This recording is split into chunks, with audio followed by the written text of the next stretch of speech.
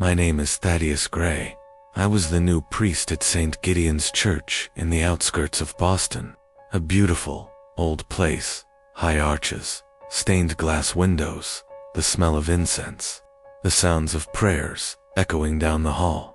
It was everything I dreamed of, until I learned the church's true purpose. When I first arrived, the congregation was small, mostly elderly parishioners who whispered more than they prayed.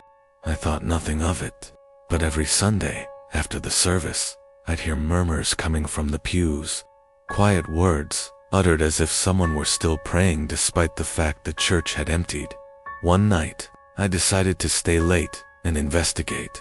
The church was dark, except for the flickering candlelight in the back. I made my way to the pews where I heard the whispers. That's when I saw the prayer book opened, pages turning on their own. I couldn't help myself. I approached and read the words. For those who have lost their way, let them find salvation. In the silence, I hesitated. Something was wrong. My fingers trembled as I reached for the book to close it. But before I could, the whisper came again, louder, and it wasn't a prayer. No, Father, you're the one who's lost. The lights flickered violently. The air became thick, and the temperature dropped. I backed away from the book, but my feet were stuck to the floor, as if the very ground had claimed me. The whispers, now more frantic, filled the space around me, each one screaming my name. I turned, trying to escape, but there was no way out. From the shadows, a figure emerged. A man, his features obscured by a dark cloak. He walked toward me, his footsteps echoing off the walls with an unnatural rhythm. You came looking for answers, he said, his voice a low rasp. But the only answer here is that which you refuse to speak. Suddenly, I felt the weight of 1,000 eyes. The walls seemed to bend inward, the stained glass flickering with faces I couldn't recognize us following my every move. They were no longer prayers, they were voices, pulling me in, dragging me toward the altar. I finally broke free, running toward the door, but it slammed shut. The last thing I heard was a voice, not from the shadows, but from the very walls themselves. You cannot leave, Father. Not until you speak the prayer that's trapped you here. The next morning, the church was silent. Too silent. I left, never to return. But every time I close my eyes, I hear the whispers, the prayers, and the truth they tried to keep hidden. My name is Lennox Vale. I am a historian focused on religious rites and forgotten rituals. But what I uncovered at St. Rule's Church wasn't forgotten. It was buried. The church had been abandoned since 1892 after a fire consumed half the town. I was granted access to document and photograph anything salvageable. Hidden behind the collapsed altar, I discovered a sealed chamber bricked over with symbols I didn't recognize. Inside was a second baptistry, round, shallow, filled with blackened water that smelled like smoke. Carved above it, Aqua Veritas, water of truth. I dipped my hand in. It burned. That night, I dreamt of children with scorched skin kneeling in a circle, whispering.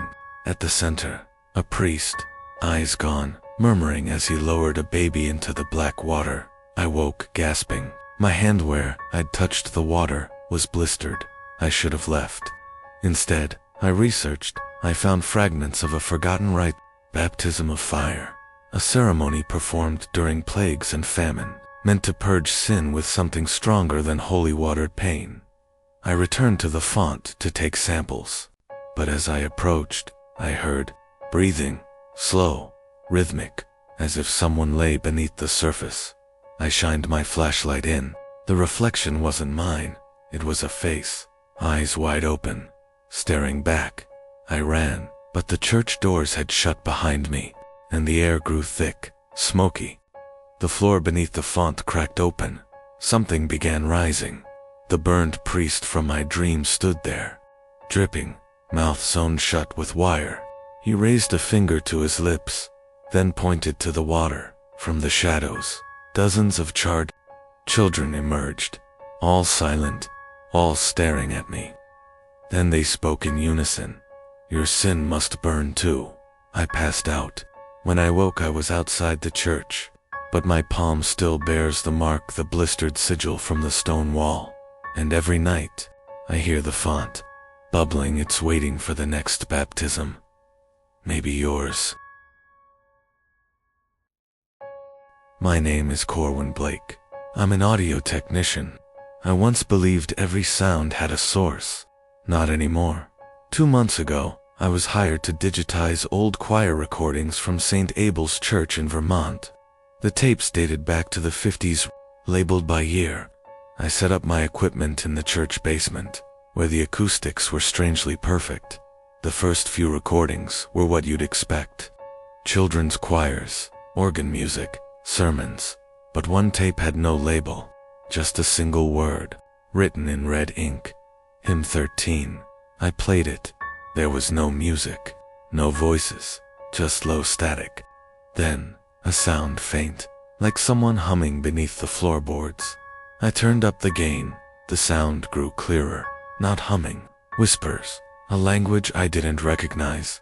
Each syllable felt wrong in my ears, like they weren't meant for humans to hear. I stopped the tape, but the whispers didn't stop. They were coming from the basement speakers. I unplugged everything. Silence returned until midnight. That's when the tape started playing itself. No power, no tape deck, just sound pouring from the walls. That night, I dreamed of the church, endless, lit by candlelight, and in the center, a choir of children stood motionless, mouths wide open, but no sound came out. The next morning, I checked the original tape again.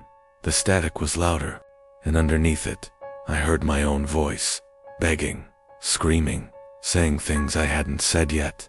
"Please, stop the song. It knows my name." I destroyed the tape, burned it in the nave. But every night at midnight, the church fills with whispers. They echo from nowhere, and I hear the final line of that cursed hymn in my head. "The silence is the offering." I haven't spoken a word in 12 days. If I do, I think they'll find me and join in. My name is Ellis Crane. I'm a restorer, paintings, frescoes, sacred art, and this story is the reason I no longer work on religious sites. Last fall, I got a job offer I couldn't ignore. Restore a XIX-century mural hidden behind the altar at St. Witness Chapel in Maine. The church had been sealed off after a fire in 1904. No one had touched it in over a century. When I arrived, it was like stepping into a sealed tomb, dust an inch thick. The altar scorched, pews warped by heat, but behind it, a massive canvas, 10 feet tall, nailed to stone, covered in ash, smoke-stained and cracked but intact. The mural showed the crucifixion, but not quite. The figure on the cross wasn't Jesus. No halo, no sorrow, just a twisted man with blackened eyes, mouth open wide in an inhuman scream. Beneath him, faceless clergy burning in crimson flames. I should have stopped there, walked away. Instead, I cleaned it. Each day I worked, the expression on the crucified man changed. Slightly. The mouth seemed wider, the teeth longer. One night, I returned to check my progress. The mural had changed. Now, one of the burning clergy had a face on mine. I stumbled back, dropped my tools. The lights flickered, and I swear the man on the cross moved. Just a twitch, a slight tilt of the head. I left. I told the client I was sick. But when I checked my phone the next morning, there were photos. Dozens of me, sleeping, working, standing in front of the mural, smiling blankly, though I had no memory of posing. I smashed the phone, packed my things. But before I could leave town, a priest from the diocese visited my motel, said the mural had a history, painted by a mad monk who believed he saw hell inside the church walls. Everyone who worked on it went missing. The church was sealed to stop the curse. too late for me. That night, I woke up inside St. Winna's nailed, canvas all around me, paintbrush in my hand, and in the mural, the screaming man now had my eyes. My name is Ivor Maddox. I was a priest. Now, I don't even trust my own prayers. 3 years ago, I took over St. Brigid's Parish in rural Oregon, a dying church with peeling walls and dwindling faith. My only company most nights was the wind and the creak of the old confessional. It started with the door. Every night at exactly 12:06 a.m., the confessional door would open. No footsteps, no knocking, just open. At first I thought it was the wood settling, old hinges, nothing more. Then, one night, I heard a voice from within. "Forgive me, Father, for I have sinned." I entered, heart tight. No one was there. I chalked it up to stress. Isolation can twist the senses. But the voice returned the next night, and the next. Always, at 12:06. The confessions grew darker. Murder, desecration, things too vile to repeat. But the voice always the same. Calm, male, echoing slightly, as if spoken in a cave. One night I finally spoke back. "You're not real. This is madness." That voice replied, "Then why are you trembling, Father?" The light inside the booth flickered. I felt breath on my neck, though no one sat beside me. I ran. I locked the doors. I didn't return for 3 nights. On the 4th, I found claw marks on the inside of the confessional door, and a note scrawled in Latin, "Admit what you've hidden." I never told anyone what happened in seminary. I buried it deep. I told myself God forgave me, but that voice knew. The next night, the voice didn't confess. It accused you took from her what you had no right to take. The air turned sour. The wood cracked. Something slammed against the wall inside the booth. I screamed until the candles blew out by themselves. Since then, no one enters the church after sunset. And I don't sleep in the rectory anymore. But every 12:06 a.m., the confessional opens, waiting. And I know, someday soon, I'll go in one last time, not to forgive, but to confess. My name is Thorn Elric, and I've never believed in omens, until the night the bell rang. I work night security. Last winter, I got assigned to a restoration site, St. Bellamy's Church in northern Pennsylvania. The building had been empty since 1966. Shut down after a lightning strike split the steeple and killed the head priest. Mid-sermon. They never rebuilt the bell tower, just removed the corpse and boarded it up. My job was simple: walk the perimeter, report squatters or vandalism, don't go inside. But on my 3rd night, I heard it. A bell, clear, deep, echoing through the woods. I froze. The time was exactly las 12 alta. There was no bell. I walked around the church anyway, flashlight scanning broken windows. Everything was still. Then I noticed the front door jar, just barely. Curiosity beat protocol. I stepped inside. Cold hit me like a breath. The place reeked of old incense and wet stone. My light flickered as I passed the pews. Something crunched underfoot, bits of charred wood and shattered glass. Then the bell rang again. From above I looked up. The steeple was still there, perfect, pristine, as if untouched by time. My heart pounded. That wasn't possible. I'd seen the photos. I'd walked the grounds. The steeple was gone, yet here it was, whole and glowing faintly from within. I climbed the stairs, drawn, not thinking. At the top was the bell room, dustless, a large iron bell swaying gently without chains. A man stood beneath it, black robes, skin pale like candle wax. He turned to me, smile sharp, and said, "You're right on time." The bell tolled. I collapsed. Sound tore through me like a scream from inside my skull. When I opened my eyes, I was back at the base of the church stairs. Morning light crept in. My watch was shattered. My ears bled.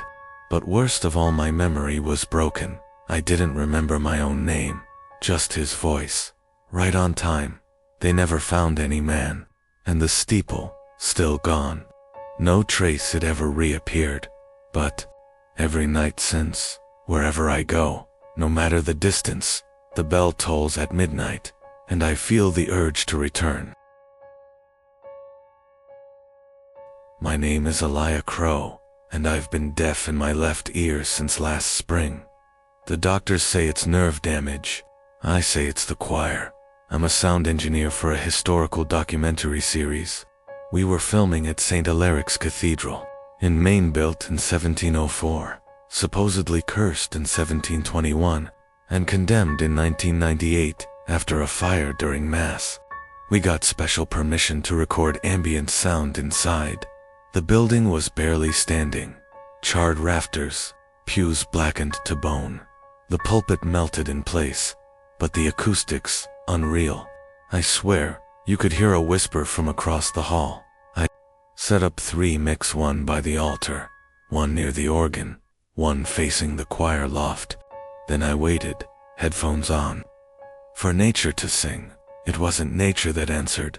At exactly 3:17 a.m., the audio feed from the choir mic came alive. A choir began to sing. No music, no instruments, just voices. Beautiful, at first latent hymns, harmony like silk. But something was off. The melody bent oddly, stretching syllables until they sounded ... wrong. One voice in particular, sharp and childlike, carried above the others, repeating the same word. Exurge. I took off the headphones, heart pounding. There was no one in the loft. I climbed the ruined stairs, flashlight in hand. Dust rose with each step.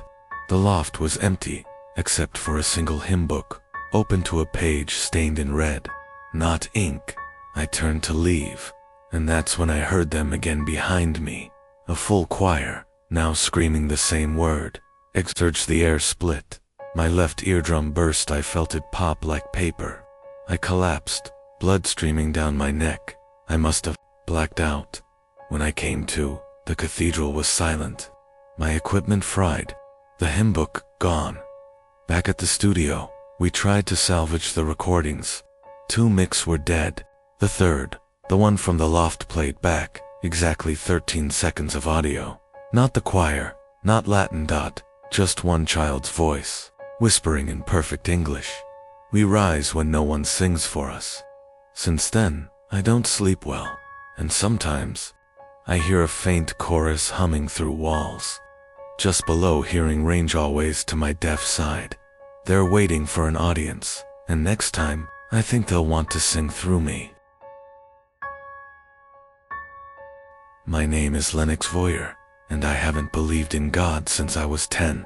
But last winter, something inside an old church in Vermont made me wish I did. I was driving cross country when a snowstorm trapped me near the town of Asheville. It was one of those places that doesn't show up on GPS. My car slid into a ditch, and after walking a mile, I found shelter in an old brick church. It was unlocked, light still faintly glowing inside. No one else around. St. Meredith's church looked like it had been abandoned for decades, yet the inside was warm to warm. The pews were dustless, the altar was pristine, and next to the entrance stood a large wooden confessional. I don't know why I walked in. Maybe it was the silence, or maybe I just wanted to feel something. I slid into the left side and sat in. The dark. Nothing. Then the screen slid open on the other side. A voice, low and slow, rasped, "Confess." I laughed nervously. "I'm not really I don't believe in confess." My breath caught. I blinked in the dark. "Okay, fine. I stole money from my mom when I was a kid. I never told her." Silence. Then the voice whispered. She knew. A chill wrapped around my spine. I tried to get out, but the door wouldn't budge. I confessed more. Dumb things at first. Skipping work, lying to friends. but the voice responded each time, saying things no one should have known. Then, I slipped. I confessed something real. I hit someone with my car. 2 years ago, I kept driving. I never looked back. The confessional trembled. The lights flickered, and the voice no longer human said, "And he never left." Suddenly the wood between us began to crack, splintering outward, like something was pushing through. I screamed, slamming my shoulder against the door until it finally gave way. I stumbled into the chapel. It was pitch black, not just dark absent of light. I ran, following memory instead of vision. I made it to the exit, burst through, and collapsed into the snow. The church behind me was gone, replaced by a twisted dead tree. I was found hours later by a plow driver. They said there's never been a church in Ashfell, not even a foundation. But that night, every mirror in my house frosted over with a single word etched into them: confess. And every now and then, I hear the confessional door creak open when I'm alone. When I'm in the dark, it's waiting. My name is Ezra Mallory. I used to believe that silence was sacred. I was wrong. 3 months ago, I started working as a nighttime custodian at St. Bellamy's Church, a stone behemoth built in the 1800s on the edge of an overgrown cemetery. It paid well, and after losing my warehouse job, scrubbing floors in a holy place didn't seem like the worst gig. But there's something deeply unnatural about a place of worship when the lights are off and the pews are empty. The first night passed uneventfully, some creaking, maybe a draft, the usual old building stuff. But by the 4th night, I started noticing whispers, low murmurs, like distant conversations muffled by walls. They seemed to come from under the floorboards, near the front pews. I chalked it up to old pipes, but then the organ played itself at 2:13 a.m. exactly. A single note blared out deep and long. I sprinted to the loft, keys jangling, but found no one. The sheet music was untouched, and the power to the instrument was off.